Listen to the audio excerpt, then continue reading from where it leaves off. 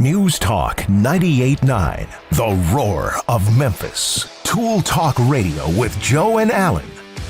Welcome to Tool Talk Radio, everybody. I'm Joe Thorderson with Thor's Hammer, Carpentry and Wood Turning. I'm Allan Gilbreth with AllanSpices.com. And I'm Maximilian. And just for you, Joe, because you use this every day, happy National Microwave Oven Day. Oh, Allan is, boy, is he shooting daggers right now. Allan, is it true you're not a microwave oven fan? Oh, that is a well-documented fact. You don't even own one, right? But for just for you, Allan, it's also World Pear Day. Okay. Well, I can live with that, you know. Okay. Microwave ovens they are wonderful tools for what they are. Yeah.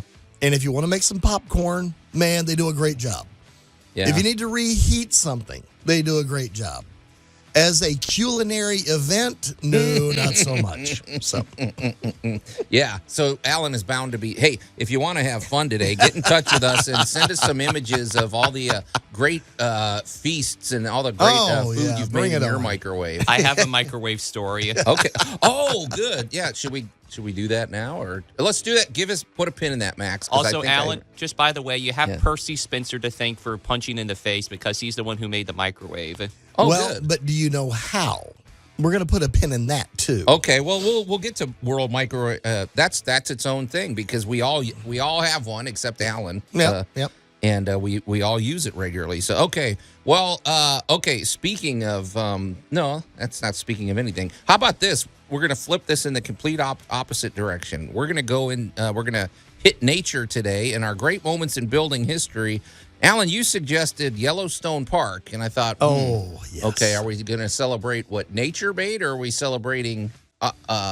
I don't get it, but we're going to celebrate the ultimate in presentation. Okay, all right. So how we do this with hopefully a minimal footprint. Exactly. It's not a what you do necessarily. It's a how you do it. Okay, sounds good. So Max, from the mind of Max, there was a special dedication in Detroit that you're going to tell us about. Some epic kind of civic project that was going on, right? So. I have nothing to say. Okay, so we're gonna get to that. That's gonna be pretty good. Allan's got 2 weeks in review because we weren't here, and it sounds like it was pretty action packed. So I'm not even gonna try to tease it. I did some cold weather carpentry for the last week, and it's a lot different when you're working out in sub freezing temperatures and whatever. It's a whole different experience with woodworking and all that. So, but we do want to make sure we get to this. Let's see. For our, I'm trying not to over tease because I got about 15 things on the list here. Oh, we're going to call this a tool tale, Allan, because YouTube these days counts as a tool for me. Yes, yes, I think it does. for everybody. I use it frequently. If I want to know how to switch the starter in my car, I pull up a YouTube video, and generally the videos are pretty good. But there's an insidious thing happening with these AI-generated videos. Oh yeah, even when it comes to home improvement, and so we're gonna rail against. Don't trust the guy with 7 fingers. Right, we're gonna do some warning tales about clickbait AI home improvement videos. So, and boy, are you're preaching to the choir here, man, because I hate those things. So, and actually, there's even a lot more if we get to it, and if not, and we would love to hear from you folks, especially if you're celebrating by cooking in your microwave oven today. So or making pear wine like Allan would. Exactly. So, but before we get to any of these things, let's get to our must-have item of the week. And you and I are in full agreement on this one, right, Allan? Oh, big time. Okay. Yeah. So, do you want to say what I'm? You are holding up a lovely roll of aluminized tape, better known as a true duct tape. Aluminized metal repair tape, I guess is what I call it. And it is posted on the Facebook page. I was pretty prompt. I posted everything on the Facebook. But the reason I like this is, you know how there's tape and then there's tape. You know how, like, you put some tape on and you're kind of already, even as you're putting it on, you're like, okay, there's a 50-50 chance this is even going to stick or whatever. I never feel that way with this. If you put, this, folks, if you can imagine, it looks like aluminum. I mean, it is. And it looks like a shiny piece of aluminum foil. It's a little thicker than foil, and it's got a backing on it that, here's what I would say about this. This tape sticks. Yes. And you can contour it into the shapes you want and everything. And I have on many, many occasions just that weird little corner or rupture or puncture that you just got to temporarily cover. Oh my gosh, that is amazing tape. Well, I mean, I'm not even thinking temporary. Sometimes there's tapes. I've had to tape things around ductwork or if you might have to wrap it like that. Oh, yeah. I never doubt that this thing's going to be there 10 years from now. Well, now for ductwork, that is a permanent solution. That is Right. actually what it's designed to do. I'm talking about for the other 300 things we do with it that maybe aren't quite ductwork. Yeah, what do you do? Because I'm thinking, but when you say temporary, this stuff will stick. It's Yes. hard to get off. So. The number one thing I have done with that outside of ductwork is when working on the exterior of building and there are punctures or rust holes or whatever, especially in a gutter. Oh, I see. I will use that to temporarily keep the water from dripping on me. The gutter's going to need to be replaced or repaired. I got That is not a permanent solution, but it is a great temporary way of not having something go wrong. Yeah, I don't know too many tapes that are like this because even duct tape, this stuff you can force it into a corner and Yes. it'll stick and it doesn't I don't know. It's good stuff. But then if you need to, you can just take a little. It's not hard to cut it either. No. You can tear it, in fact, if you want to. It's just got a very interesting consistency. But I love this stuff, man, and it works great. I've used it, and like I said, for duct work, I put it on there, and I don't even think about it again. Right. No, you're done there. Yeah. So, all right. Well, so there it is. Pretty straightforward. Aluminized metal repair tape. And I would say this is a good thing. This is one of those things to keep in your house. Yeah, you got to have it in the toolbox. Yeah. So, okay. Well, I'm kind of eager to hear more about microwave ovens. So, should we start, Max, with your microwave oven? Is this a horror story? And then we'll learn about the microwave oven. No, I got some great ones. All right. So, just a little tale for you. Don't set it to 30. Don't set popcorn for 30 seconds accidentally to 30 minutes. No. Let's just say that's what happened. And I had a first house, and then I smoked the entire first house out with the popcorn because I set it for 30 minutes instead of 30 seconds. How old were you? Oh, in my defense, I was maybe about 5. So your parents are letting the 5-year-old run the microwave oven. What's up with that? But what did that smell like? Isn't it odd, Allan? Because burnt popcorn shouldn't smell as bad as it does. What is that smell? Is it the butter? Is it the kernels? Because it stinks. We've had burnt popcorn. And it reeks, it is man. a combination of the chemical that they put in there, the chemical salts that they put in the microwave popcorn and the butter and the kernel. But having worked in hospitals for many, many years, I will tell you that is my number one nemesis on this planet is microwave popcorn. And it doesn't take long to start that burning. You know what? Do not, if you have put microwave in a popcorn, I will tell you now the law was you walk away from it, it's going in the trash. Yeah. If I walk in that break room and there is popcorn turning in that thing and I don't see a human, it's going straight in the trash. Max, how long do you think gosh. it was running before you discovered that maybe I need to talk to my parents? Oh, he smelled it after about 3 minutes. Yeah, right about that 3.5 minute mark. You knew. Did it smoke? Did it Yes. A lot. Okay. I cannot tell you the number of. All right. This is one of those things where if you go talk to the Memphis Fire Department, they will tell you the number of calls that they have gone out on because of microwave popcorn. Okay. But I will tell you, let's go back in time to the Amana Corporation back in 1945 when our buddy Percy Spencer was working on a radar. Oh, so this is one of these accidental discoveries? And all right, you want to talk about terrifying? All right, what we know about a microwave today, right? Yeah. Dude had a candy bar in his pocket and it got soft. Yeah. That means, guess what else was in his pants? It was him. It was cooking candy bar. It was cooking him and the candy bar. So, but yeah, if you remember correctly, if you go way back in time, like in the 70s, do you remember what Amana called their microwave oven? A radar range. A radar range, exactly. Yeah, Max, that was before your day. That's what everybody called it, a radar That is range. way before Maxwell's time. Is that, I wonder why they changed because radar range, I don't know, that sounds less, it sounds less insidious than microwave. Microwave sounds like you're getting down to the microbes of your food and altering it like the Incredible Hulk or something. Back when that came out, that was flipped. Radar was the big word. Microwaves, sounded kind of cute because they were small. I don't know. I'd be curious which, what people think of which is more sinister. I used to I used to have a connection with the Sharp plant that was here in Memphis. Yeah. And watching them manufacture these things was fascinating beyond human comprehension. I think what would be equally fascinating is seeing the microwave test that went terribly wrong. Like, for example, Spencer said that he tried with popcorn, but he also attempted to cook an egg in a microwave, which went far worse. And it blew up in the coworker's face. No.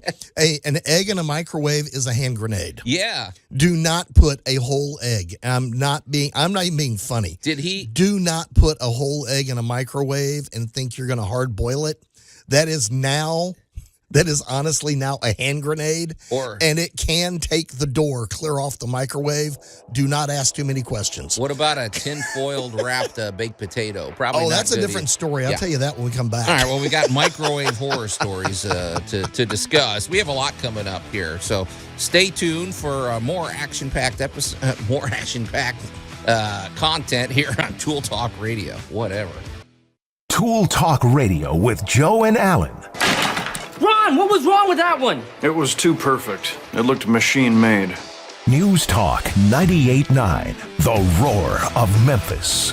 And welcome back to Tool Talk Radio, everybody. I'm Joe Thorderson with Thor's Hammer, Carpentry and Wood Turning, here with my buddy Allan Gilbreth from Allan Spices at allanspices.com, and our pal Max over there behind the glass. And if you're just tuning in, well, today is, among other things, World Pear Day. Who can argue with that? Pears are good for you. They taste good.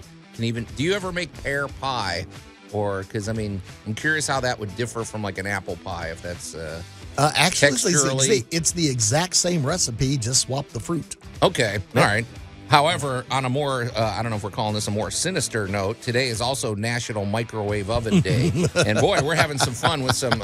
Max is telling us some horror stories about his childhood when he stunk out his house with burnt popcorn. Oh, yeah. And we're learning a little bit about the history of the microwave oven. And Allan is vehemently against the microwave. I'm not vehemently against it. I just think it's a tool with its place. Okay. The proper tool for the proper application. Right. Well, the problem with the microwave is that it is a magnetron tube. And to be perfectly honest, this is a very dangerous thing to have in your home. I always wondered about that, like, because I feel like as a kid, I remember, like, don't stand too close to the microwave. They put a webbing on the inside of the microwave, and microwaves do not penetrate metal. They bounce off of it, which is why the inside of your microwave is metal. Yeah. All right. And you have a screen across the front door that prevents the little microwaves from escaping. In theory. So they're not coming through the front door and cooking you while you stand there and look at your popcorn. Yeah. But, this is a very, much like other cooking equipment, I hate to say it, but, the kitchen is probably the number one place to do some pretty heinous things to yourself. Well, you got knives, you got gas you flames, got disposals, you got fire, you got heat, you got the ability to blow something up. Possibly stale food. You got. I'm just talking about the appliances themselves. Fundamentally, all have kind of a dangerous downside, and a microwave. There were an amazing number of missteps back in the mid-'80s when the microwave really started to hit, because the Sharp Corporation came out with the turntable. Okay, I do remember that. As a kid, they didn't have it. It didn't spin around like that. It didn't spin around, and it had cold spots and hot spots, and you had to stop it and move it and all this. Sharp came out with the turntable because, all right, and I'm on the production floor at Sharp, right? And they show us why they invented the turntable, and they had a metal plate covered in LEDs, and they would stick it in the microwave and turn it on. And where microwaves hit the LEDs, they would light up. Oh. And you would to see show you where it's actually working. how the bounce pattern was not consistent in the microwave. So they put the carousel in it so that the food turned for you, so it was being exposed to all different angles of the microwaves. Okay, that makes sense. And microwaves do not cook from the inside out. It's not an X-ray. That was a big thing. Everybody used to ask me. That's what I thought it doesn't did. it cook you from the inside out? No. What it does do is excites fats, sugars, and waters. So okay. it makes those little molecules vibrate, which creates friction, which creates heat. Oh, that's So that interesting. is how a microwave actually works. And it works on all the same principles as a regular oven. Heat plus time equal cooking. So okay. the high setting, once like your stove, is not necessarily the better setting. But if you want to heat something up, and then now there are a lot of products specifically designed to go in the microwave. Yeah, of course. There, everybody's thought about this. And then there's the theory of metal in a microwave. And I will tell you from personal experience in break rooms over the last 40 years, if your sandwich comes wrapped in that paper-covered aluminum foil, please don't put that in the microwave unless you want to see a lightning show. Oh, yeah. And it will burst into flames. Yeah, we've seen it. So, okay, well, I think we've given our public safety, information or whatever. But it is interesting though that microwaves get their own celebration. I wonder if it's just because this is the day it was invented, or I don't know. But whatever, it's National Microwave Oven Day, folks. So be careful. Okay. Well, speaking of being careful, let's shift gears here. And now, Tool Tales with Tool Talk Radio. Well, this is I think this is a legitimate tool because I know personally I use this all the time. So YouTube videos. I mean, I look at YouTube just about every day, and so if now there's a lot of good uses for YouTube. It's a lot of good content on there, but then now there's these insidious AI things. But so Allan, I'm watching a video yesterday, and you can usually tell when it's AI generated right. because for one thing, it's like, okay, you're watching an image or you're watching a video, and then it's like, okay, they keep repeating themselves. They just keep restating the same thing, and it's like, okay, this video could have been 4 minutes long. Why is it 15 minutes long? That type of thing. But anyway, Or Bigfoot is doing the presentation. yeah. And then there's images on there that have nothing to do with what you're talking about or what they're talking. Right, So, right. But anyway, I still watch it, and I'm like, well, I wonder if this is a true story. And I texted you. It was all about these bees that they released in the deserts of Nevada to regenerate the ground or something. I thought that's pretty interesting. Well, you told me. Nah, clickbait. Clickbait nonsense. So the whole video was pretty in depth, and it had all this, information, and it sounded legit, but it was totally made up, right? Well, Or was it exaggerated? Or it was semi-exaggerated because this is where somebody comes along and they go, well, Nevada's all desert, right? yeah, Well, that's like saying Tennessee's all rolling hills. yeah, because it We're not. varies. Yeah, well, even it varies. Arizona isn't all desert. You go to Flagstaff, it's Right. very You have fertile. different areas and different zones. And then you run into weird little facts. Like, somebody goes and looks up and goes, well, how many bees are in Nevada? Well, being a desert area, there's somewhere around 800 different native species. Isn't that something? You don't think about bees and you're out like, there. Yeah. 800? That's insane. Well, no. All right, well, here's the real crusher. You ready? Yeah. The English honeybee is an invasive species. Which, well, It's not from here. but we don't want to get rid of Well, them. I know, but I'm just pointing out it's an invasive species. We already had bees here before they got brought over from Europe. Yeah. So we already had bees. We already had plants being pollinated and things going on, but now we've brought in an invasive species that we really can't honestly do without at this point. Isn't that something? That's a very interesting situation. So welcome to, and all you need is one small program where, okay, we were worried about killer bees for at least 20 years. Africanized honeybees. Right. They're going to kill us all. There were bad movies. Yeah. There were, we're all going to die. And what really actually happened by this point is they kind of got outbred. Yeah. Well, who are they Africanized bees breeding with? Well, we stopped bringing over more African bees, so they're breeding back into the honeybee population. So what did that do? That Well, just it's made them diluted them down. Oh, okay. They're not murderous. They just now may be cranky. But you never want to tackle bees on your own. You need to be a professional with the right equipment. Well, the bees were, so that's one thing. The bee video is what got me going. Right. But see, here's the thing. When I watch a home improvement video, or if I watch a video about fixing my car or something, I usually know I'm watching a guy showing me, what he was doing. Well, apparently AI is starting to creep into home improvement videos, and that's where we put our foot down. So we're going to talk about that when we come back, because I haven't seen these, Alan. So I have. It's a cautionary tale, and we're going to get to it when we come back here on Tool Talk Radio. Tool Talk Radio with Joe and Allan. So let me tell you a little bit about the park. Up here on the left is one of our most beautiful grass fields. It's primarily grass. News Talk 98.9, the roar of Memphis. Okay. And welcome back to Tool Talk Radio, everybody. Branding's important, as we've said many times. So I'm Joe Thorderson with Thor's Hammer, Carpentry and Wood Turning, here with my buddy Allan Gilbreth from Allan Spices over at allanspices.com, and our pal Max over there behind the glass. And speaking of that, Allan, let's take care of a little business here. Allan Spices is fully stocked right now, right? It is in up fact, and going, yes. I'm holding two new blends that you brought in, but I feel like people need to know a little more about this. So. Well, after a million years of cooking, I decided to slap my name on some of the stuff I've been making, and it's now available. It's wonderful.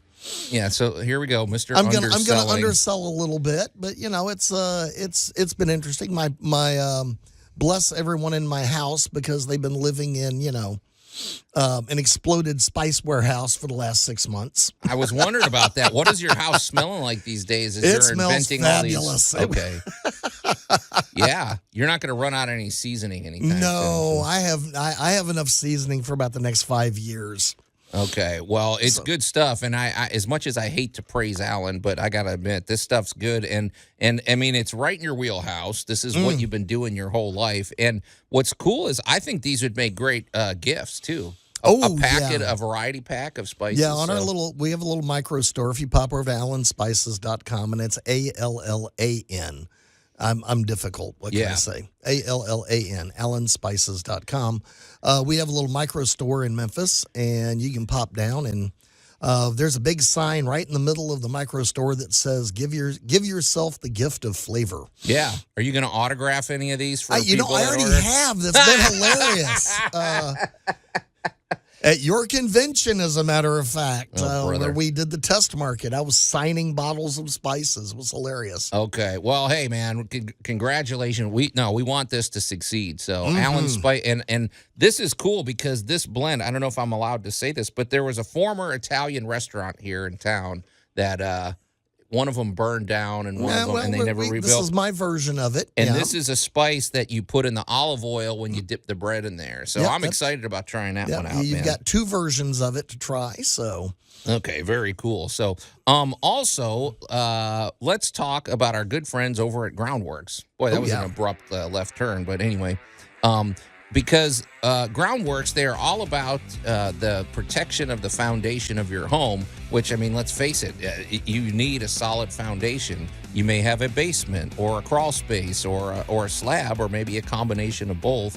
And foundation problems are, they manifest themselves in ways that maybe a new homeowner wouldn't recognize. Maybe there's things where you're looking up, you know, for the problem, but actually you need to be looking down. Maybe you're looking up at that stair step crack on the bricks of your home, or those cracks over your door, or you're wondering, what is that odd smell that I have in this one room over here? Well, all of these, or a bouncy floor or something. All of these could indicate a foundation problem. What's great about Groundworks is, for one thing, this is a national company. This is all they do. These guys are fully equipped for any foundation situation that there is, including commercial foundation situations. So what's great is that you give them a call. They're going to come out and do a very comprehensive inspection on your foundation. And they're going to, once it's finished, they're going to sit down with you and show you what they discovered. Hopefully, your foundation's in good shape, and you get a clean bill of health. But if it's not, no matter what the problem is, they can help you address that. And there's nobody better than Groundworks. So it's a free inspection too. So it's really just a no-brainer. As a homeowner, it is a very important thing to take care of your foundation. So. They're very easy to get in touch with. You can call them at 901-459-2290 or go to groundworks.com and book your free inspection today. So, okay, well, let's see. We were talking about this, and this is one of these real triggers for me because I'm just really getting sick of these. If you're just tuning in, we're talking about these AI videos, and the reason we're mentioning is because I use videos all the time on YouTube. Yep. A lot of them are super helpful, especially when it comes to fixing something on your car or a repair that you're not aware of. But I generally like the ones where you're looking at a person and he or she is fixing something and they're showing you how to do it, and boom. But you're saying AI is creeping into this genre, and I don't like that, man. Let's face it, on the funny videos, go for it. I giggle and laugh like everybody else does. The goofy ones, I don't care. Man, yeah. That's fine. If you're going to be obvious about it, be obvious about it. Go for it. Of the ones that are getting me right now, I've seen a couple of kitchen ones in which, let's just say, a knife doesn't move like that. That's what there's always an odd jerky motion. There's a weird glitch that if that was real, there'd be fingers in the salad. It's I noticed one. I've seen one DIY one that was a non-human production, and I like the fact that the guy had about 7 fingers. Right. And I'm kind of like, no, please don't do this. Because you don't need to believe that. Right. I didn't even care if the technique was proper. There's no way a normal person could do exactly that. And my favorite one was I was watching a guy turn a wrench, and the end of the wrench passed through the wall. Literally passed through the wall he was working next to. And I'm kind of like, oh, y'all didn't edit this very well, did you? Well, and so here's the thing about these AI videos, and I know, okay, perfect example. I was looking up something about Pat Hughes. He's one of my favorite announcers. He's a Cubs announcer, right? Okay, well, so I think I typed in some prompt, just something about Pat Hughes. Well, it basically, one of the things on the AI generated factoid thing said that he passed away in 2000 something or whatever. And I'm like, okay, well, I listened to him today on the radio. I know he's not, and I know he's so it's not trustworthy information. The news of his demise was exaggerated. Yeah, yes. And I'm like, okay, so did it find some other Pat Hughes maybe that did pass away 5 or 10? And it's like, I don't trust this stuff, man. And it's like, and it's irritating too. I'm just, because you start watching something and it's like, okay, is this even real? Is this like my bee story that I was watching? And when it comes to, I don't want to watch an AI generated video that's telling me how to replace the water pump in my truck and find out that this isn't the right information. Well, that water pump would never fit in that particular. Well, it's generally something pretty catastrophic. Yeah. AKA the water pump that they're showing you goes in a Dodge and you have a Nissan. Yeah. And it's like, there's no way they're going to make these fit. But yet magically it automatically clips in, and like, no. In reality, it doesn't work like that. Well, you're the tech guy. This is what I wanted to ask you, because to me, I feel like there's for example, if you're looking at Facebook or if you're looking at a social media page, if there is something that comes through and it is a sponsored thing, it has to say sponsored right on there. Right. Like we learned that about the Fire Festival and stuff. Well, shouldn't there be something soon where if a video is made by AI, it has to say it right on there, almost like have a watermark or something? This is, or is there a way to tell? I think we've already sailed that ship. I don't know. I mean, I think we've already sailed it. I think it's important. I mean, I feel like, I don't know. Well, this is kind of the wild, wild west, and it's going to have to be caveat emptor. You're going to have to let the buyer beware. Be aware, be diligent. And if it looks, and I'm just going to say, it's going to be the old, if it looks too good to be true, it probably is. But why do we have to waste our time with this stuff, man? Or why? Well, I just think of, because I think of. And why do people send Nigerian princes any money? Well, you shouldn't have to do. But why should we have to think? I'm just thinking of my kids. They're growing up in a world that we didn't grow. I mean, they have to wonder if. I don't know, man. This stuff just bugs me, man. Well, it's like, and it is should. that text message that I got, is it real or is it a sales pitch or is it? It's always a sales pitch. You already know that. It's just like, but I don't know. I think I bet you there's something you could do. I bet you YouTube could have a simple something when you download a video. It'll determine it's AI, and they put a little thing. No, the only thing that would be determining that would be an AI algorithm looking for AI algorithms. I don't know, man. They might lie to us. It's going to be a call Skynet. to action. I think if I think this is something everybody could agree on. I don't even think it's political. I think let's just get the AI out in front where we know what we're watching at least. So. Well. We've never known what we were watching. That is the point. I don't know. All right. Well, that's ask our buddy David Desmulchin. Yeah, that's our beef. And so anyway, if you've had any, if you've got similar beefs with AI generated videos, let us know. But all right. Well, let's move it along, you guys. So. Oh, the humanity. Allan, we got so busy in our show prep last night, I didn't even ask you what you did this week. But so we're going to tee it up. It's pretty good mixed bag. We'll start with the good, the bad, and the ugly. Okay. How about that? Oh, okay. Yeah. So the good was wrapping up and finishing out a bathroom. Oh, okay. So, the whole install is done. Everything is finished, and it was down to... touching up little dabs of paint here and there, a little sanding, a lot of mopping, and a good coat of. I want the floor to look wet. Oh, okay. So, a certain kind of. Yeah, they wanted a certain kind of finish on it, so you got to get it really, really clean. So there was a couple of hours of hands and knees, and with the rag and getting it really shiny. Okay. Hey, I want to ask you about that, too, when we come back, because there's an interesting dynamic when you're actually finished with a project. Mm-hmm. All right, so we'll talk about that when we come back here on Tool Talk Radio. Tool Talk Radio with Joe and Allan. You're making a plan while I'm being a man, just winging it. News Talk 98.9, the roar of Memphis. And welcome back to Tool Talk Radio, everybody. I'm Joe Thorderson with Thor's Hammer, Carpentry and Wood Turning, here with my buddy Allan Gilbreth from Allan Spices over at allanspices.com, which make great Christmas gifts, by the way. Mm-hmm. Get the whole collection, man. Oh yeah. And our buddy Max over there behind the glass. And we're learning about what Allan did this week, but before we get back to that conversation, Max, the text line has been activated. Is that right? So... Wrong one.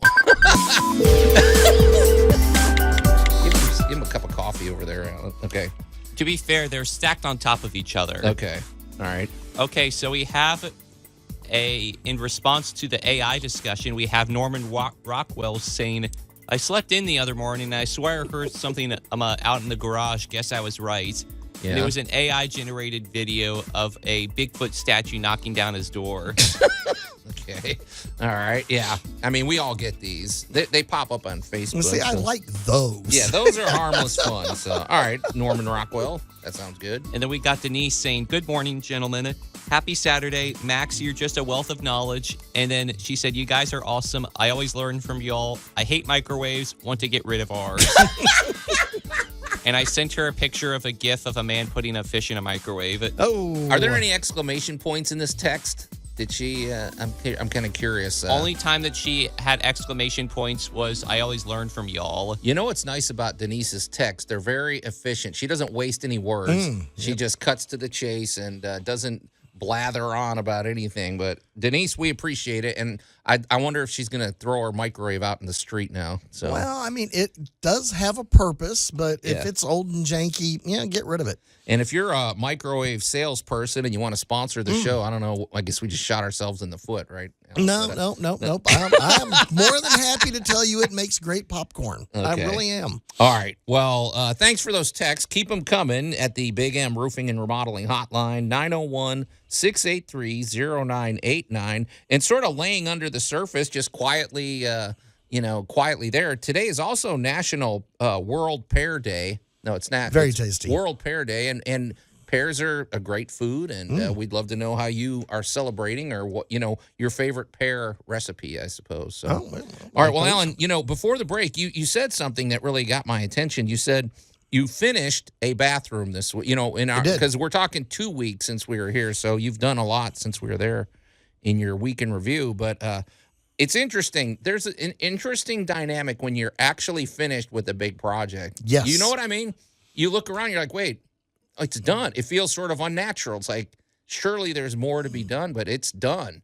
Well, an odd and there were feeling, going to be man. people looking at this bathroom right now as we speak. So, so I rolled up in there yesterday afternoon and got my little bucket and got my rags and went in there and got the floor really good and scrubbed down and clean. And I mean, shiny, as clean as I could possibly get it. Then you put the fan on it for about 30 minutes. Then you go rolling back in with the finish. Okay. So And now we're looking for that nice wet look finish. So you got your little can of chemical, your little wet. Basically, it's floor coating, right. and you got that down, and you got to rub that in with the rag and all that. And about 40 minutes later, you go back, you check on it. It looks wet and shiny, and it looks fabulous, and everything is the way it's supposed to look. And then there is such an interesting feeling I get, and it's almost like a little ceremony because I got to turn out the light and shut the door. That's it. You're You- done. like, You pack up your tool. You get the last tool in your truck, and you're like, I am out of here. I'm actually done. I am done with this. And then it's like, all right, I got 300 more to go. Yeah. Start at the next one. So, but yeah, there is, for those of you that procrastinate on getting jobs done, I will freely tell you the sensation of looking at it and going, all right, I got 99 problems and this ain't one of them anymore. Yeah. Is an amazing feeling. So that was my good. My bad was creaky basement stairs. Oh, boy. And these babies actually wobbled. And I mean, it's a long stairway down into a basement. And there's not a lot of basements in the Mid-South. So I'm looking at this and I'm like, And they're all right. humid. I mean, let's face it. Yeah, Basements here, there's so much humidity. Yeah. But I'm looking at this, I'm looking at this, and I'm kind of like, so I'm measuring it and I'm looking at it. And of course, the poor homeowner's looking at me in horror when I start swinging on this thing like Dingo the gorilla, Yeah, I'm trying to figure out why is it moving? Where is it moving? And then you discover that okay, whoever put in the cross brace used nails years ago. Well, now they've walked and now there's a gap. And now when you come down the stairs, you get a little bouncy action. So it's kind of like, well, let me introduce you to the 4-inch screws. Bingo. Then we're going to tap this back into place and shot a few 4-inchers into the end of these things, and that bad boy tightened up like a dream. That's a satisfying feeling. And then you kind of like, all right, Bob, come on down the stairs. Yeah. And, he looks like he's trying to balance in a circus. And Yeah. he's like, oh, wait, it's not wiggling. There you go. And again, another major win. You look at this and kind of go, yep, I'm that good. All right. But squeaking stairs are almost like a detective thing because it might make a squeak, but you can't exactly determine where it's coming from sometimes. You know what I mean? Well, it took you might a while. step over here and 5 feet over there is where it's squeaking. So, yeah. But I was worried about the little bit of wobble, but it took about 20 minutes to figure out where the wobble was actually coming from. Yeah. Once we got that identified, fixing it was 5 minutes. Of course. Honestly. Boom, boom, boom, boom. Now, the ugly part of my last 2 weeks was another spot where it had been a little bit of a DIY job, and they had put down new baseboards and new thresholds. Threshold. I see where you're going. Yeah. Well, they put the can be threshold in first. They did a good job putting in the threshold, but now the baseboards didn't line up and the quarter rounds didn't wind up. So they You're saying wound there up. Was a gap and you saw through the This floor. was worse than a gap. This is where somebody tried to make something disappear and made it a lot worse. So it's kind of like, all right, well, here's what we're going to have to do. We're going to have to tear out both of these corners completely. So up Which is comes not the quarter easy or round. fun. I hate undoing that stuff because, Yeah. it's all been caulked in and painted in, and it's already been nailed, or worse yet, it's been bradded into place. And I love brad guns, but I love using them, but I hate working behind them. Yeah. They're just, they just don't come out clean. So we had to tear the whole things apart. And, this is where I have a new toy. I have a new little tiny handheld battery-powered router. Oh, yeah. And what you do is you convince your assistant it's not going to cover them in man glitter and get them to hold it still while you shave off the bottom piece of that quarter round so that it now smoothly fits over the threshold that's already installed. And, Sounds funny like a finesse thing, job. yeah, this one took a while, but when we got done, there were now 2 nice mitered, clean corners that look fabulous. So we started at, ooh, Bob, what happened? Yeah. And we wound up with, now this looks really good. Oh, good. Okay. So, but it took several tools, some words grandmother wouldn't approve of, and a lot of redoing. Because the other thing I'm going to point out, when you're working behind somebody else, always have a really good, clean, sharp box cutter. Yeah. Or a snap away razor like I like. Or a good snap away, because you need to cut that paint or trim through that caulk. Okay. All right. So all in all, it was a varied last 2 weeks, but it was successful on all fronts. It was awesome. So, okay. Well, I hope this first hour of Tool Talk Radio was successful on all fronts. I guess we'll find out, with the listener comments. But regardless, there's more to come in the second hour of Tool Talk Radio. News Talk 98.9, the roar of Memphis. Tool Talk Radio with Joe and Allan. And welcome back to Tool Talk Radio, everybody. I'm Joe Thorderson with Thor's Hammer, Carpentry and Wood Turning, here with my buddy Allan Gilbreth from Allan Spices over at allanspices.com, and our pal Max over there behind the glass. And if you're just tuning in, it's been a pretty action-packed morning so far. For one thing, today is National Microwave Oven Day, and we're exchanging stories about the microwave oven. And Allan is already, he's influencing our listeners. Denise says she's about to throw her microwave oven into the street, just based on what you're saying, Allan. Microwave salesmen out there are pulling their hair out. All right. I used to even sell microwaves like 30 some odd years ago. They're not terrible. They're not the devil, but they're not the catch-all. Okay. Yeah. All right. Well, anyway, but on a more harmless front, it's also World Pear Day. I'm amazed nobody's weighing in on that. But And just for clarification, it's PEAR, not anything else. Oh, well, I wasn't thinking that way, Max. I didn't know where your mind was going. No, that's Deuce's fault. Oh.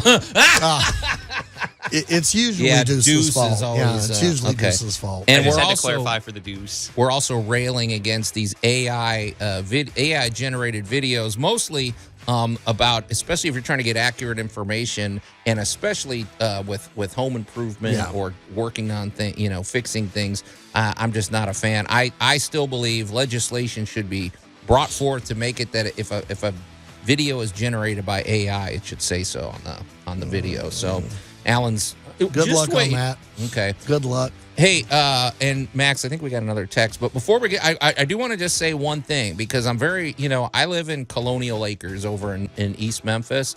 And this year, tomorrow, is the first ever, it's the inaugural Colonial Acres Christmas Parade. It's going to start at 4 o'clock on Sunday, and it's going to start at Colonial Middle School and go down Ivy Road, which drops you off right over there by Marquette Park and Holy Rosary Church and everything. And there are, there's going to be some fun activities, but they want anybody that's, if you've got a cool car, or if you've got something Christmassy, or if you're a costumer or something, you're welcome to take part in the parade. We want people to show up, and so they meet over at Colonial Middle School at 3 o'clock to the staging area, and we hope people will show up. So 4 o'clock. On Ivy Road is the place to be over in East Memphis, because it's good old wholesome fun. I'm good old trying to fashioned support good my stuff. neighborhood Yeah. there. So, but Max, we got another text, or is this important? Or No, it's not really important. It's just Norman Rockwell having fun with AI and Bigfoot. okay, is he sending more videos in of Bigfoot? He said he chased him down the street. Now those are the kind I can get behind.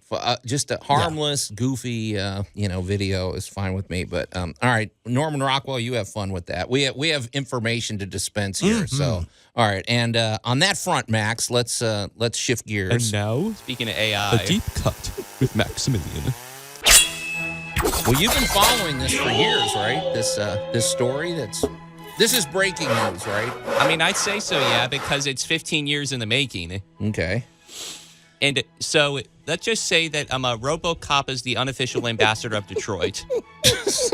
And so I wanted to just kind of give a shout out finally to the success of the RoboCop statue campaign, because this started about 2011, and I would like to give a little bit of backstory here. I kind of like the tenacity of so the Detroit mayor at the time, Dave Bing, solicited help on now X for improvements to the city, and one anonymous user at MT responded, "Philadelphia has a statue of Rocky, and RoboCop would kick Rocky's butt. He's a great ambassador for Detroit." And then Bing replied, he said, "There are not any plans to erect a statue to RoboCop. Thank you for the suggestion."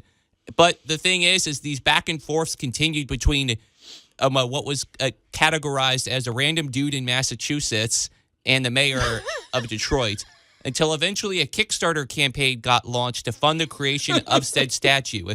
However, it ran through about 15 years of roadblocks because they had to encounter legal issues with MGM, and one of the artists, Giorgio Gekas, was battling cancer. And so it's like, all right, this statue was going to come up, what or high water. Right. And so eventually, finally, RoboCop has a permanent home in Detroit as of this year. Wait, where? I didn't even ask, where is this statue located? In the Eastern Market. So it's not in front of a government building or anything. So No, it's in the common area of the Eastern Market. did you see RoboCop when it came out? I mean, surely you did, Well, Allan. yeah. I mean, this was before your day, Max, but it's I'd buy that for $1. Yeah, you got it. I mean, it's a pretty violent movie, but it's also pretty goofy. But, RoboCop is one of the best. You talk about great branding. It tells you exactly what it is. Yep. It's a huge movie, and it's funny that's how they want to honor that's their champion, huh? I mean, he's a guy that comes back from the dead in order to. He's kind of like a Robo version of the Crow. Yeah. Isn't the Crow based off of Detroit too? Yeah, well, I was trying to find out if Peter Weller got to attend the ceremony. Yeah, I was going to say, who unveiled it? It seems like he should have been there, or some. But so he yeah, did a video for it. He did do a video for it. That's kind of like Peter Weller did do a video. So I like the idea that this was a fully organic thing. So basically, there was a groundswell of support, or it just became something where people, this is what they wanted for their community, and they were going to make this happen. So I don't know. It's pretty cool, but it's been unveiled and it's there permanently now, I'm assuming, right? Now, the major question is can this RoboCop statue in fact kick the butt of the Rocky statue? Well, yeah. How do you face off? I mean, I'm sure there'll be an AI of that by the end of the show. What's it made out of? Because it looked kind of He's bronze. Yeah. Oh no, they're both bronze statues. All right. Well, good for that. Good, clean fun. Now, what do we need here in Memphis? That's the question. We have here. several. Well, we've got like real historic figures, but what kind of fun? Think of the we gotta. The only thing that's somewhat connected to Memphis is like if we made like a giant bronze Wilson statue from Castaway. Hey, there you go, Max. There you go. That's it. We need a Castaway Wilson statue. That's not bad, Max. Actually, that's pretty good. So now we need you, citizens of Memphis, to get behind Max's initiative to now the question is, where do we put that? I suppose it has to go in front of the FedEx headquarters, right? And how big would it be? Would it be life scale? Would it be life-size scale, or would it be like the RoboCop statue where it's about 15 feet tall? I don't think that would be a pretty boring display. I'm sorry, there's a bronze 10 inches, tore up tennis ball. Yeah, Max. This is mark this day. It's December 6, 2025, and if we one day wind up with I'm thinking, Max, 20 feet at least in diameter, something big. And so Mega Wilson. Mega Wilson. We need a Wilson statue somewhere in Memphis. So, all right. I like that idea. Alan, don't roll your eyes. You were part of history here. And if anybody on the text line has a better fictitious Memphian than Wilson, try to top that. I don't think you can top that. I think Wilson is the winner there. That's it, Max. So that's a great idea. So, all right, well, that's a good story. Feel good, and here we are making history right here on Tool Talk Radio. So, all right, well, I just got a quick question for you. This is apropos of nothing, but we mentioned. So I'm about 3 weeks into this poison ivy thing, folks. If you listen to our last show, you'll find out I was the victim of a really bad poison ivy outbreak. Maybe I'll post the pictures on. I just didn't want to ruin anybody's breakfast by. But Alan, it's still there. I mean, some of it's healed up, but I'm just kind of wondering, when is this going to go away, man? It's like I've got red, scabby, kind of just marks on my wrists and arms and everything. So, well, I hate to tell you this, Joe. Yeah. I feel like I'm going to have permanent scars from this. But. Well, you actually can. But what you got hit with was concentrated poison ivy. Oh, yeah. It sure feels like it, man. It was pretty bad. It's kind of like drying spices. It intensifies the flavors and the oils and stuff. And, basically that's what you did when you were pulling down fall-dried poison ivy because there wasn't a lot of moisture left in it. So what you got was pretty much straight condensed oil.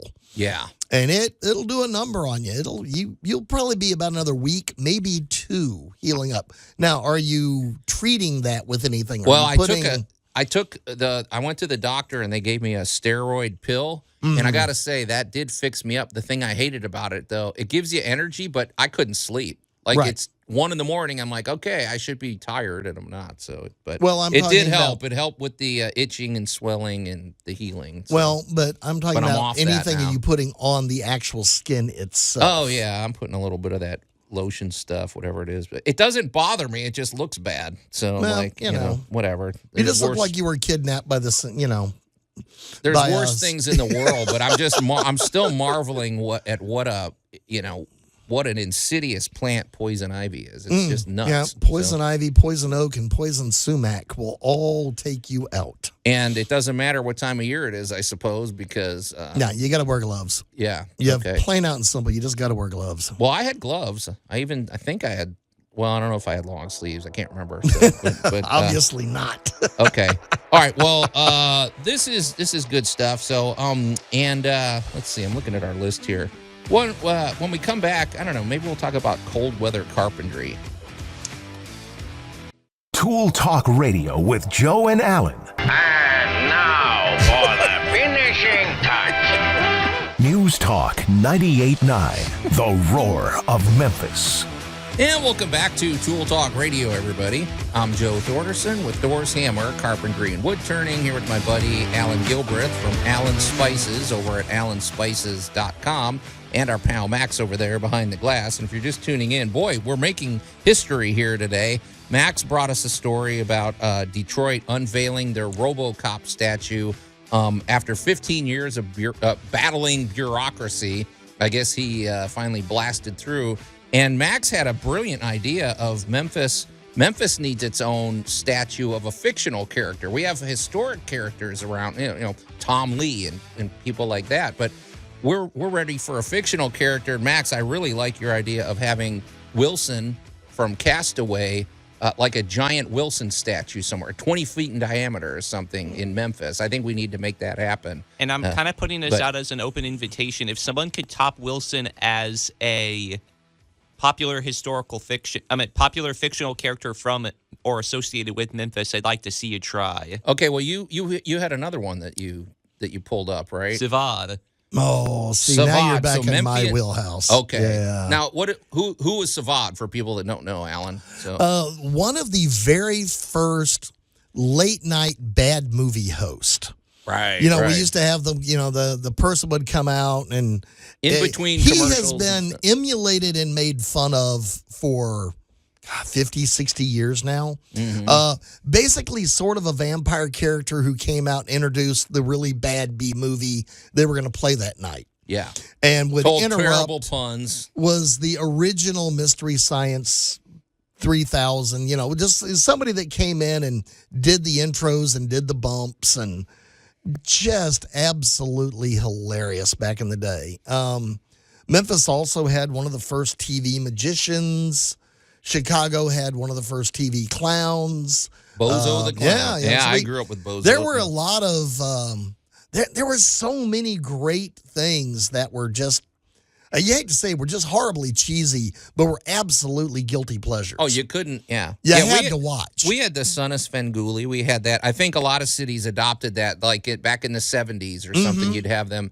But what did Savad look like? Because I think you need to paint a picture of what he actually looked like. Savad looked like a vampire if he was a real baseball fan. Wait, what does that mean? I thought he had dressed a top hat. kind of like you. What does that mean? And had a little top hat. You know, he had kind of the work shirt on, kind of a T-shirt under it. And let's put it this way. When we say spared no expense on the costume, it was pretty much what he was wearing with some white face and a top hat. Oh, so he spared every expense. Yeah, he just grabbed what he found over in the corner spared there. No expense. He spent no money on this. Well, you know, and then later you had like, you know, Elvira and all the others that followed that. But, you know, he was back in the vampire days. well, I have to say, I mean, I'm all for Savad, and I think he's a great asset of the Memphis community. But I think just from a purely, well, for one thing, most people are familiar with the movie Castaway, and Wilson is a pretty iconic movie character. So I think my vote is still for Wilson for a statue. We'll see what FedEx thinks of that. Okay, so folks, if you're out there and you've got and if you're a community leader somewhere, take heed. We want this to happen. So Well, there you go. okay. Anyway, all right, very good, Max. So, well, I don't know if I guess I'll just round table this with you guys here. So I was working on a carpentry project. I don't know if this is a tool tale or what, but it's funny. You know, it was pretty chilly outside this week. But so you remember the big job I did in Midtown? I was there for a long time. I built them a room. I built a room addition, and I built this giant carport and everything. Right. Well, they have a guest house in the back, and this thing basically, it's, if you can imagine, a Cape Cod house. But the door, literally, the roof just runs right onto the roof line is about 4 feet over the door. And so when it rains, if you're unloading stuff, because they use that as an extra storage place after they go to Costco or something, well, you're getting it's like a waterfall. So they wanted me to build them a porch cover for that. And I said, can I do it when the weather gets cold? Because otherwise I'd be working in the direct sun in like August. And I'm like, so I said I'd much rather work in the cold. I was rethinking that suggestion this week. It was pretty cold out, Alan, but it was cold and wet. It had just enough of a breeze to kind of cut through and make the back of your neck freezing and your feet cold all day. But I was just reflecting how much trickier it is to do precise woodworking in the cold. Have you noticed that? Plus, I had to do like a reverse acclimation too. So what I mean by that, folks, is like if you're putting in a wood floor, we've talked about this. If you buy like a pre-finished hardwood floor, you need to bring the floor indoors for like what, a week to let the at least a week. At least a week, and people might go, well, why? It's like because what you're doing is you're letting the flooring material get used to the temperature, to acclimate to the temperature, because it's going to expand or contract appropriately. You don't want to put it in and then all of a sudden it shrinks and you got gaps all over the floor. Well, since I was working out in the cold, I did it sort of in reverse. I was putting the wood outside, and but I don't know, man. I gotta say, I don't know. I guess I'm kind of a wimp because I grew up in Chicago, so I should be able to handle the cold temperatures, but I don't like the cold anymore, man. I was using gloves and I'm trying to measure. I don't know, man. It was not a pleasant week. So. All right. This is where it's going to be I'm going to say it was a kind of a weird, dumb thing, but it depends upon the type of cold it is. Talk to me. I think I know what you mean. Yep. You know, we're going to talk about that humidity level. When that humidity level is low and there's not a breeze, and you can be outside in 20-degree weather and be fine. Okay, hang on. You just made me think of something, because growing up in Chicago, I remember a sensation, especially like if we would go ice skating or something. It was warm. It was cold, but it was kind of warm at the same time. Like, it wasn't bothering you at all. Right. You were active. And you had enough humidity, layers that's on. What's doing it? And when you get down in the higher 30s, 34 to 38, somewhere in there, you're really not close enough to freezing, but you are warm enough to really ratchet up that humidity. And when you add humidity and a little bit of a breeze, you have bone chilling. Yeah. And most people in survival situations will tell you temperatures below 50 with high humidity are far more dangerous than sub-zero temperatures. That's interesting. Because you just can't get dry. Is the real secret here. You know, that humidity penetrates everything. Yeah. And will just not let you warm up. Well, what's interesting, too, is the wood, the pre-primed wood and everything, because I'm like, I'll just spend a little extra and get that. So I can't paint the thing until it warms up a little bit. I got to get at least above 50 or something. I think it's going to be above 50 next week, so that'll be okay. But so I guess I'm already wondering, I hope it's not going to shrink or expand or whatever too much. It's not, I don't know. It's mostly, it's pretty just straightforward. If you're using pressure treated, it's not going to move that much. If you're using non-pressure treated, it absorbed a lot of moisture. It puffed up. Well, it's the outside. I mean, the guts of it is pressure treated, the framing and everything. But the outside is just regular old, primed pine there and everything. But what's interesting, Alan, is I built this. So if you can imagine an overhang, I was able to attach it to the house, and it's cantilevered. So if you can imagine, it's 5 feet wide, and it's sticks out about 32 inches. But then if you count the soffit depth, it's really almost 40 inches of overhang you're getting. But I probably should just take a picture and send it. But what was interesting is I wasn't planning on doing that, but I built it so well that it's like we were going to have these little supports that go on the side of it, and it's like. He said, let's just go for it. So I basically reinforced it, and it's sticking out. And I haven't like jumped up and down on the top of it or not or anything. But I guess you always say there's no crime against overbuilding. No. I guess it was so overbuilt that we're going to just see what happens with this cantilever situation. Well, especially if it's well sistered in.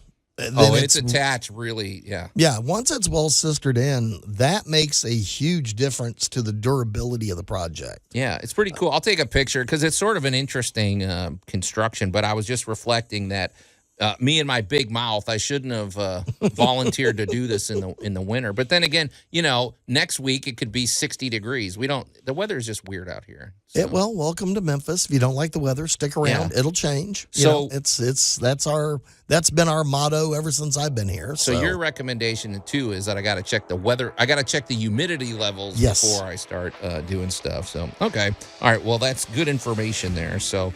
All right. Hey, this is interesting. So when we come back for our great moments in building history, we're going to talk about a natural wonder of the world, Yellowstone Park. Tool Talk Radio with Joe and Allan. Is there anywhere in this town where we could buy a shrubbery?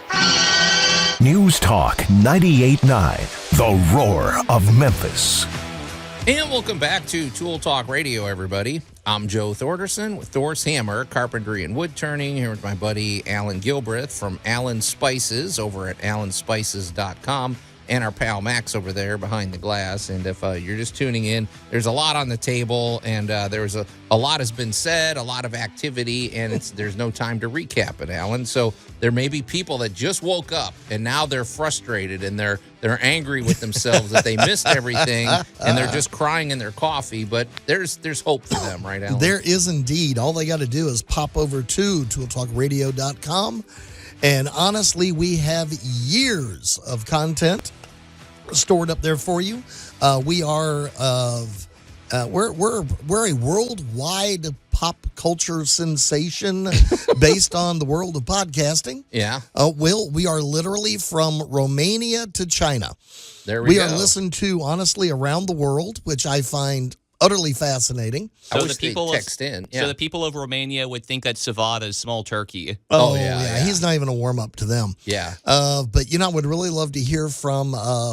We recently picked up New Zealand again. We had a little uptick in New Zealand, so apparently more people are listening to us there. So pop on. You can find us at YouTube. You can find us at Spotify and anywhere else that you get your podcasting. There you go. So and also we were looking for suggestions for a fictional Memphis statue. We don't, we've got statues of historic figures. Max I still like your idea the best, Max, of having a 20-foot in diameter statue of Wilson from the movie Castaway somewhere in Memphis. I think that would be a great thing for civic pride. Now, it makes me kind of think of there's this statue that used to be like in Tom Lee Park of a guy like hanging off of like a boat and everything. Do you have like Tom Lee? Do you have like the picture? Do you have the full thing of Wilson where it's Tom Hanks's character and Wilson at the distance, like shouting to Wilson?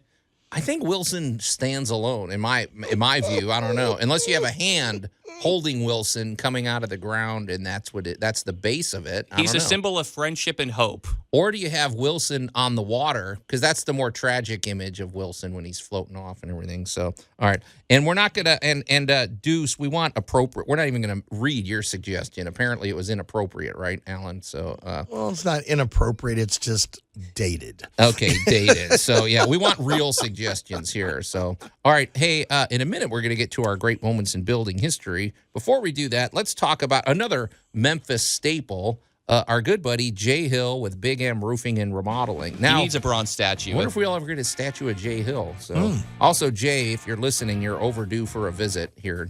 Just saying. So, but Jay is all about the exterior protection of your home, from roofing to gutters to siding to windows, and all interior and exterior remodeling, except bathrooms and kitchens. He wants no part of that. He'll do the rough work, he'll do the trim work, but he doesn't want to get involved because he's a mobile force. He has to stay nimble and be ready for the next project, and so that's sort of his policy. But Jay, we always showcase his roofing expertise because, for one thing, he's always 5 stars with the Better Business Bureau. He's a GAF Master Elite Installer. And that what they install over there, GAF is always at the cutting edge of roofing technology.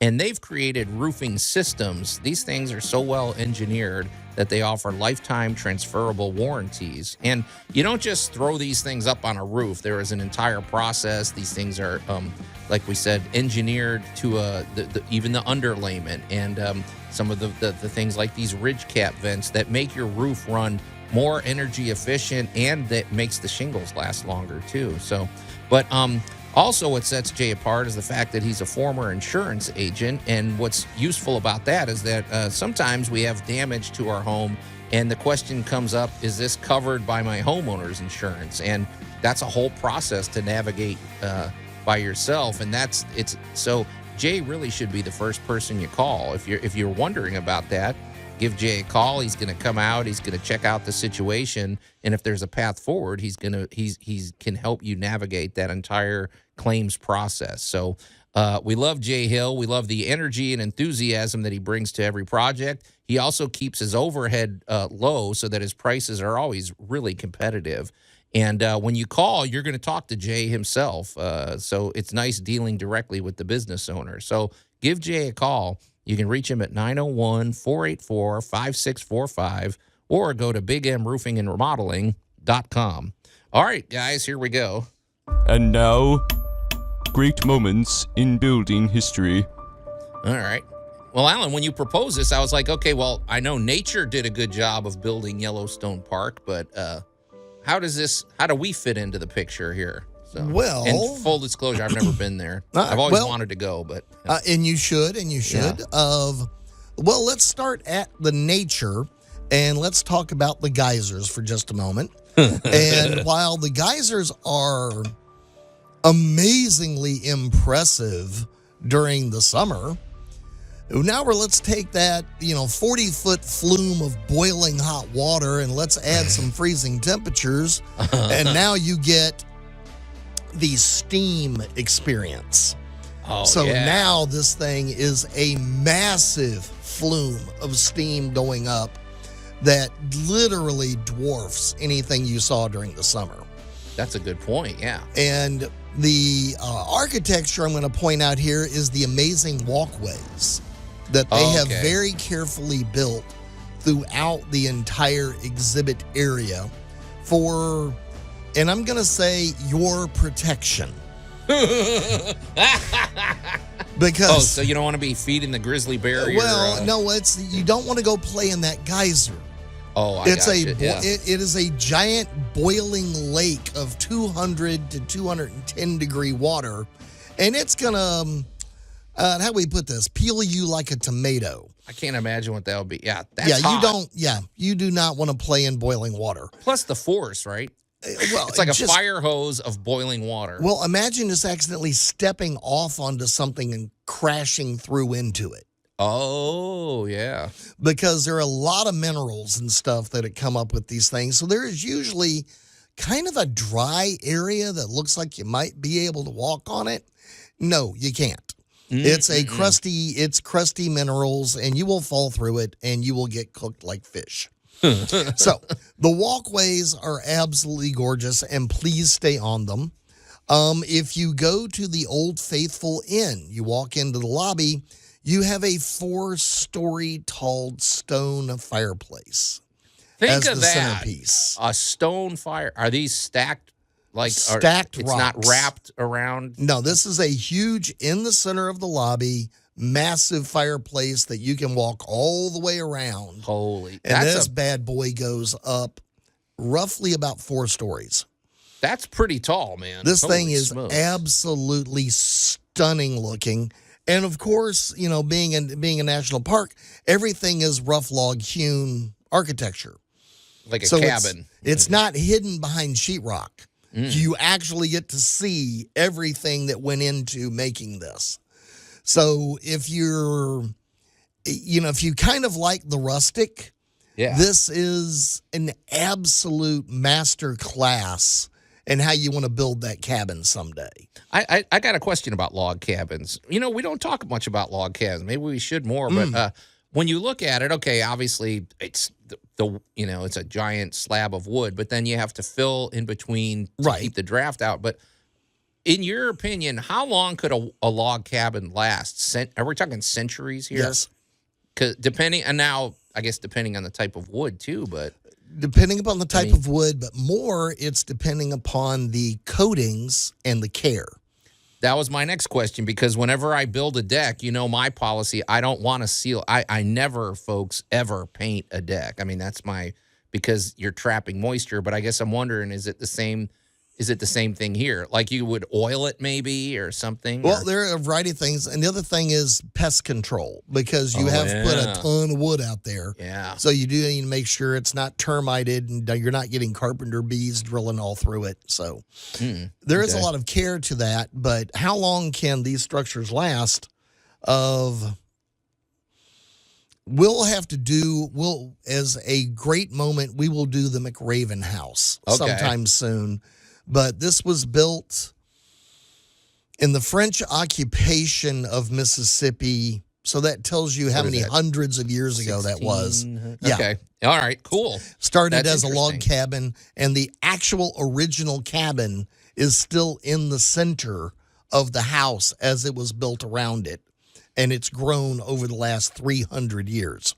So these things can last as long as you want to take care of it. That's cool. So Yellowstone, stone and wood. Yeah. Oh my God, stone and wood.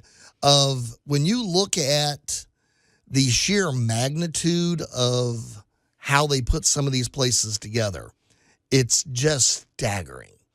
So you walk in and you are looking at, locally harvested post. This was a tree, and it is now a center post in this construction, and this goes up 4 or 5 stories. Yeah, because it's the only appropriate. I mean, you wouldn't want a big glass and metal structure or something, in a place like this, I suppose. So, and when you get to if you look at the backside of the Old Faithful Inn, you really see the severity of the pitch to the roof. Oh, to keep snow from piling up. Right, yeah. We're in Memphis. We're not used to alpine chalet level roofing. And when you see of 80 or maybe 100,000 feet of 45-degree angled sloped roof, I got news for you. For us, for us over here in the South, we're just not used to seeing buildings able to withstand 8 feet of snow. It kind of adds a certain charm to it. I always thought those those European steep roofs they're cool looking too, but they serve a point to let the snow run off. So, all right, well, there's a lot of construction features that go into Yellowstone Park, and we're going to continue talking about it when we come back here on Tool Talk Radio. Tool Talk Radio with Joe and Allan. Cool beans, man. I live by the quarry. We should hang out by the quarry and throw things down there.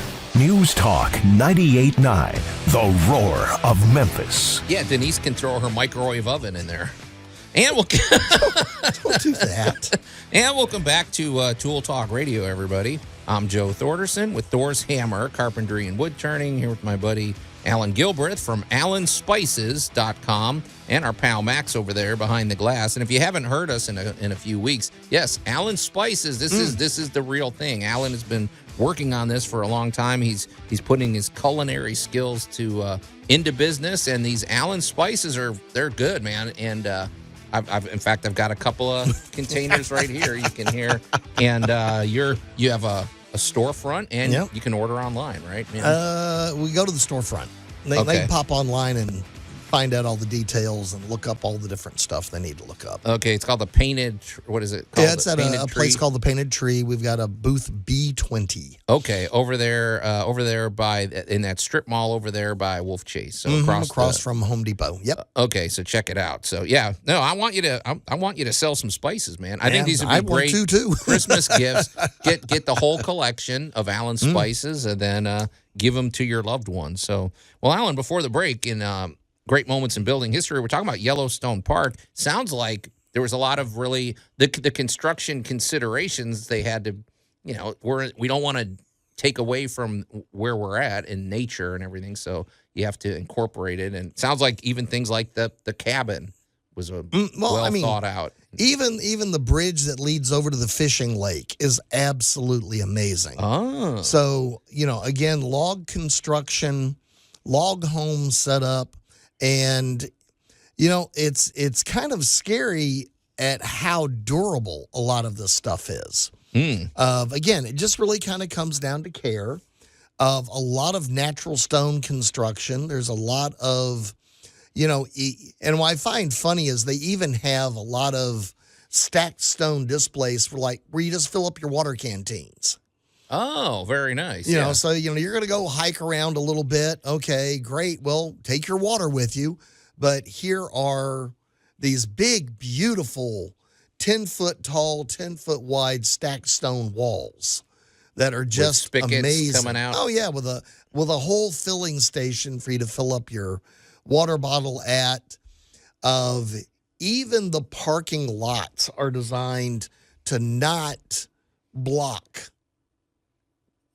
the view of the different exhibits. Because how many millions of people do they get every year through Yellowstone? It is astounding, the number of people through there. Yeah. Honestly, I mean, there are, especially during peak season, there are thousands of people driving through there in a day. Yeah. Yep. Each of the museums are laid out so that they are very spacious. And the reason I'm kind of bringing this up for Memphis, especially entertaining now, these places are designed to ergonomically facilitate the movement of a large number of people. Yeah, because you got to think about that.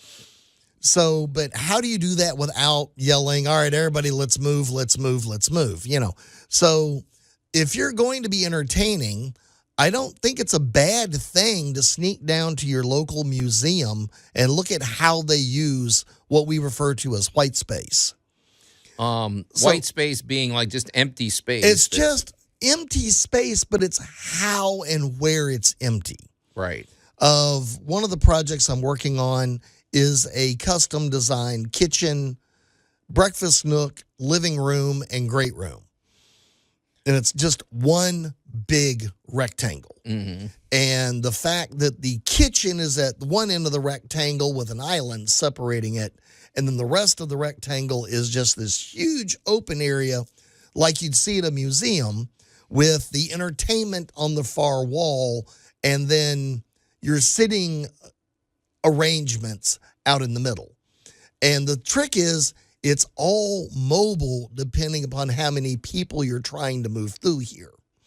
So we stole some ideas from theaters. Okay. Building this place. So that's why I wanted to bring this one up, is that when you look at how they move people around effectively without sacrificing showing off what they want to show off.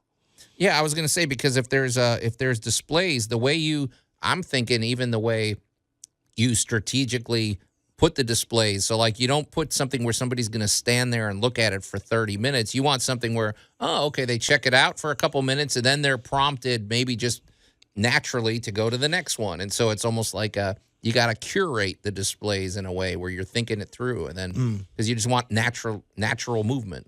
Well, and I got a couple of projects coming up that also I'm stealing ideas from visitor centers and that kind of thing in walkways getting in and out of the house. Oh, that's a good point. Because a lot of, especially in Memphis, a lot of older homes have these ridiculously, I'm going to say almost dangerous stair climbs to get in those doors. It's just 2 or 3 steps and usually pretty short and usually concrete. And, I'm going to be a big proponent of this next year of building the sloping ramp. You're talking about where it's a little bit more...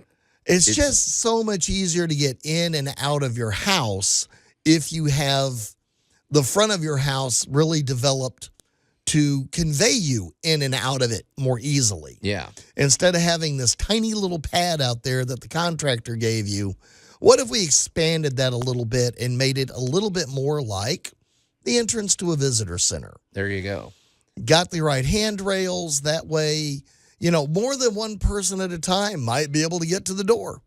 Now, I got a question, getting back to Yellowstone Park, because, if you're so here's what I'm wondering about. Okay, you said they have walkways. They have to, we're talking, we got wild animals running around here.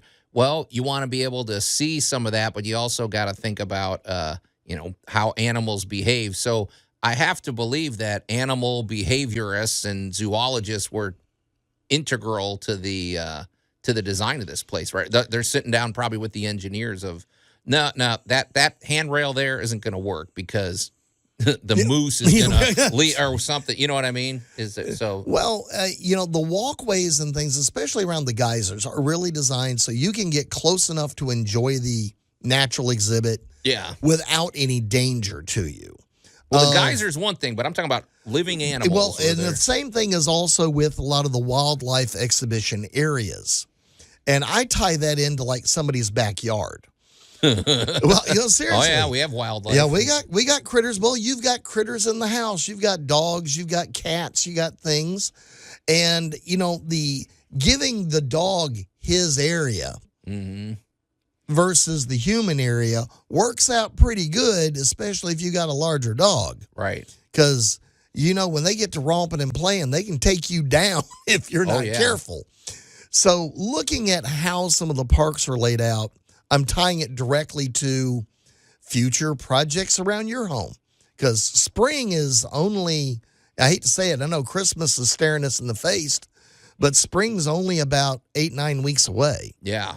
Funny So, how that works. You talk about quick. So when you look at something like Yellowstone, if you've been there, you know what I'm talking about. If you haven't, go look up the pictures online and you'll see the beauty of the whole log construction. Absolutely gorgeous. But the biggest thing is they give you it's a relaxed build. It's not tight. Yeah. It's a little more open. It's a little there, and it takes into consideration what do you want to show off? Well, if the bears are over there, we want the people over here and the bears over there. Right. Take a picture. Don't get close. It ain't Yogi. He doesn't like you.